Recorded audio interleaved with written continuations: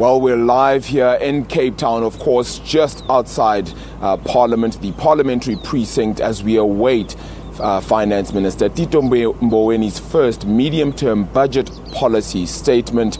A lot of questions will be asked. Exactly where will he stand when it comes to issues like the stimulus plan? Where exactly will the reprioritization come from? Where exactly he sees South Africa's growth levels? Of course, having seen what was had in February, perhaps now a downgrade will certainly come in that form. But we do have David Mania, who is the DA Shadow Finance Minister, joining me as we unpack just a little bit more of his expectations and the DA's expectations as well. Thank you so much for your time. Let's unpack that. What do you expect to be the crux of Tito's message this afternoon?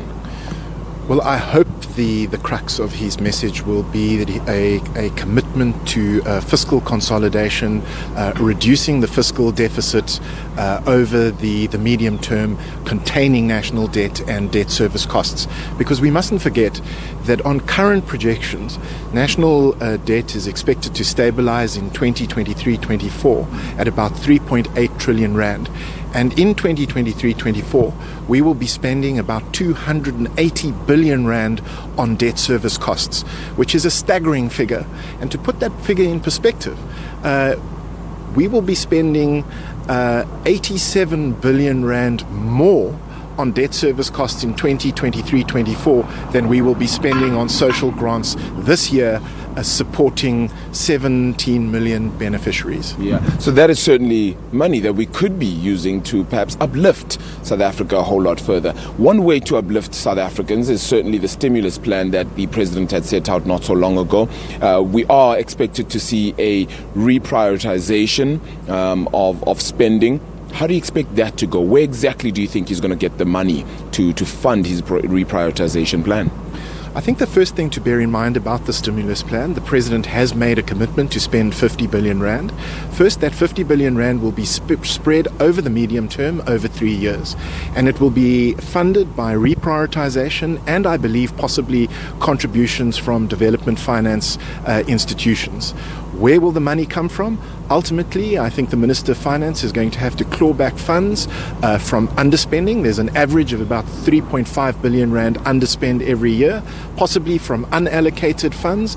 There are about 2.6 billion rands worth of unallocated funds this year. Also possibly the contingency reserve, which is about 8 billion rand this year, and then underperforming programs. Yeah.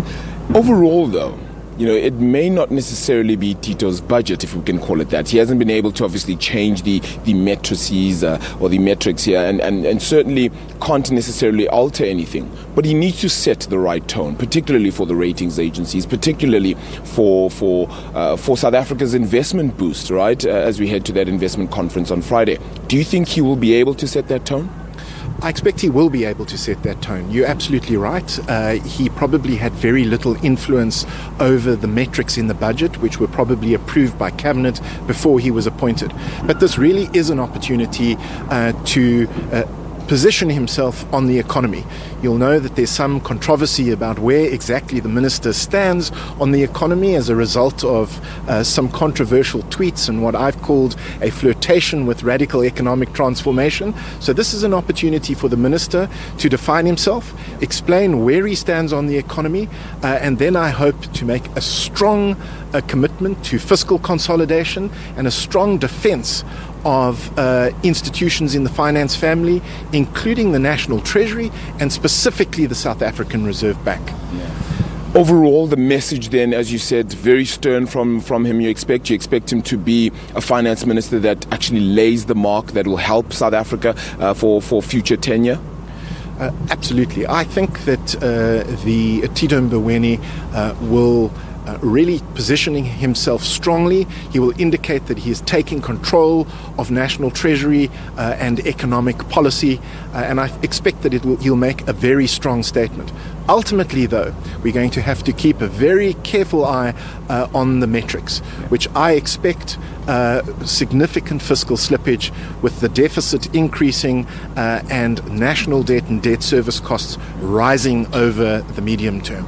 David Mania, I appreciate your time. David Mania is DA Shadow Finance Minister there, giving us perhaps his thoughts. I also have Tabi Leoka, independent economist, really joining me as we perhaps unpack some of her thoughts as well. Tabi, thank you so much for your time. And I suppose it was a year ago when Malusi Gigaba told us we're going to be all right. Do you think we're going to be all right now? I think that, as David mentioned, there are a few matrices that need to be, we need to focus on. Our debt to GDP should not rise, and there's a risk of it increasing slightly. I think that the positive is that from the revenue side, we could see an overshoot, so a pickup in revenues. On the negative side, on the expenditure side, we could actually see worse off numbers, and I think the problem there is the increase in the wage bill that could undermine the expenditure side. We're also expecting further cuts, as mentioned by the President in his reprioritization, and also because we did have an overshoot in February, we could see actually further cuts in expenditure. On the reprioritization, we could actually see money taken from local government, national government, money that hasn't been spent, which also is not a positive, because it tells me that money that should have gone to service delivery and infrastructure development is not being utilized and is then going to be moved elsewhere for the stimulus package. So it could be a positive depending on how it's allocated, but at the same time it's obviously was distributed there for a purpose.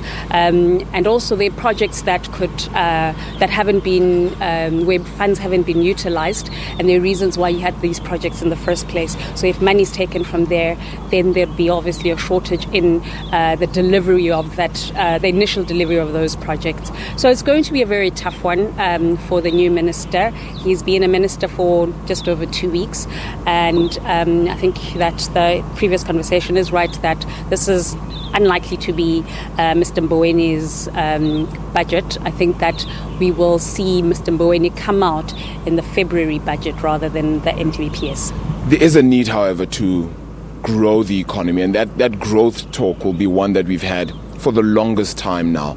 Are we at a point where we've perhaps given up on those sentiments, or are we now trying to find the fundamentals and forgetting about, the big tasks, and saying to ourselves, let's get the little things right so that we can start to build momentum onto finding the right path to growth, to beyond more than 1% growth in the country? Yeah, I think that's going to be a challenge for Mr. Mboweni currently, because remember that the growth projections in February for this year was 1.5%, next year 1.8%, and then in 2020 I think it was 2.1%. And he's going to exactly revise down those growth projections, and that has ramifications on the total fiscal position of the country. And all things like debt to GDP matrices. So it is going to be a problem for the National Treasury. But again, we need to go back to basic. How do we grow the economy? I think that in the past we haven't been able to grow this economy. We have actually run out of ideas, or maybe not even known how to stimulate the economy. We've talked about structural unemployment and structural problems, and we need to deal with those structural problems. I think the first thing for me is that focus on the tradable sectors of the economy, which is the manufacturing, mining to an extent, because the two are related, and also agriculture. And I think the economy has moved away from the tradable to a non-tradable. So it has focused on the banking sector, construction, which is very low in terms of labor absorption and actually productivity. We need to focus on the productive side of the economy. We also talk a lot about the skills shortage. Obviously, we have a skills shortage if our economy is moving away from the tradable to the non-tradable to the more sophisticated, highly skilled sectors. We need to go back to focusing on the manufacturing, the artisans, and that will employ the so-called low-skilled workers, which is the majority of South Africans. So the composition of the South African economy needs to change. We obviously need to grow through investments. Investments tend to have long-term sustainable growth. We need to focus on that. I think that the President has mentioned, this whole investment drive is a positive step in the right direction, but we still need details on what exactly where exactly we are going to invest in, and what are the outcomes that we want to achieve. Between now and Friday is certainly when we expect to get a lot more details when it comes to not just this budget, but even investments in South Africa, of course, as we head to that investment summit that is expected to kick off in earnest tomorrow, but of course the big day being Friday as well. Thabi Leoka, independent economist there, and of course David Mania, DA Shadow Finance Minister, having joined me this morning. We will continue to unravel just how the day goes as we head towards Finance Minister Tito Mboweni's first medium-term budget policy statement, which indeed, as you can tell, continues to be a tough juggling act. We'll get back onto the news right after this. Do stay tuned.